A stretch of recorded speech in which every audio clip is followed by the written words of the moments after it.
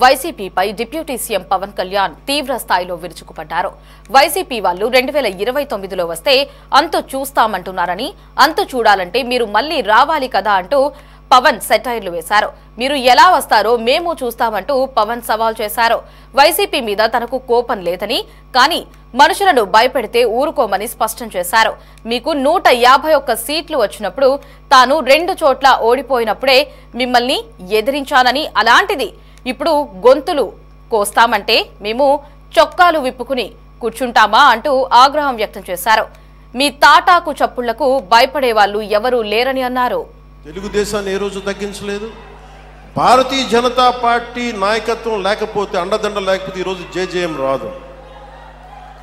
ఈ రోజున తెలుగుదేశం పార్టీ లేకపోతే, నా గౌరవ ముఖ్యమంత్రి గారు లేకపోతే ఈ ఫైనాన్స్ ఇంత ప్రణాళికాబద్ధంగా చేయలేం. నాకు అనుభవం లేదు, నాకు పోరాటం చేసే శక్తి ఉంది. అంటే ఒక పని చెయ్యాలి అంటే ఇన్ని శక్తులు గుమిగూడాలి. అన్ని వేళ్ళు ఒకలా ఉండవు, కానీ ఏ వేలికి ఈ బొట్టనేలు తీసేస్తే ఏం చేస్తాం, ఏకల వీళ్ళకి ఏం చేయలేము. సో ఎవరు ఎక్కువ ఎవరు తక్కువ లేదు, మొత్తం కలిస్తేనే పిడికిలి. ఈ రోజున మాట్లాడితే గత పాలకులు మళ్ళీ రౌడిజం చేయడానికో, గుండాగర్దీ చేయడానికో, మళ్ళీ గుండాగర్దీ చేయడానికో, రౌడిజం చేయడానికో అలాంటి భావన మళ్ళీ ఉంది. మీకు తెలుసు కదా, రౌడిజానికి, గుండాలకి, గుండాగర్దీలకి బయటపడితే మన రాజకీయాలకు వస్తాం. కేసులు పెడతాం, వస్తే 29లో మేము అంతు చూస్తామంటే మీరు రావాలి కదా. మీరు ఎలా వస్తారో మేము చూస్తాం.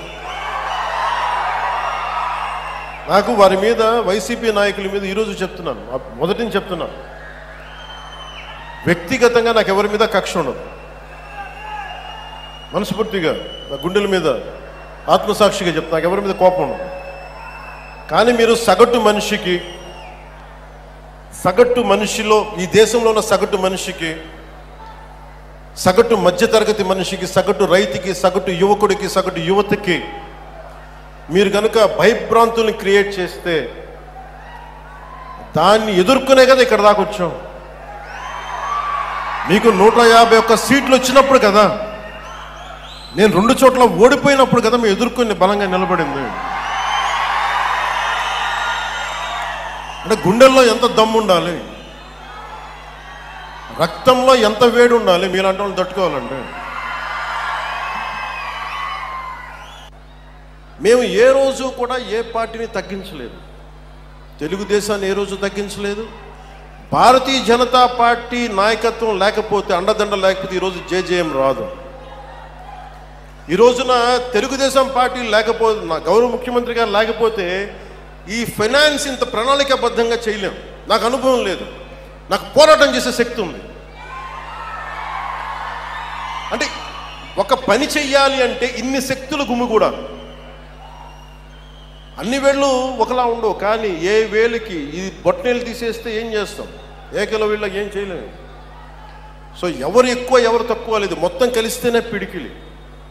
ఈ రోజున మాట్లాడితే గత పాలకులు మళ్ళీ రౌడిజం చేయడానికో, గుండాగర్దీ చేయడానికో, మళ్ళీ గుండాగర్దీ చేయడానికో, రౌడిజం చేయడానికో అలాంటి భావన మళ్ళీ ఉంది.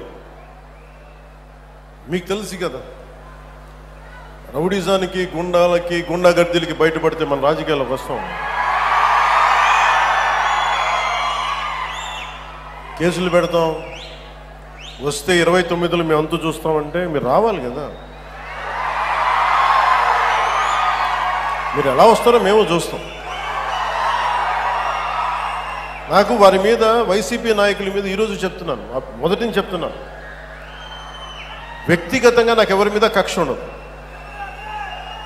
మనస్ఫూర్తిగా నా గుండెల మీద ఆత్మసాక్షిగా చెప్తా, నాకు ఎవరి మీద కోపం ఉండదు.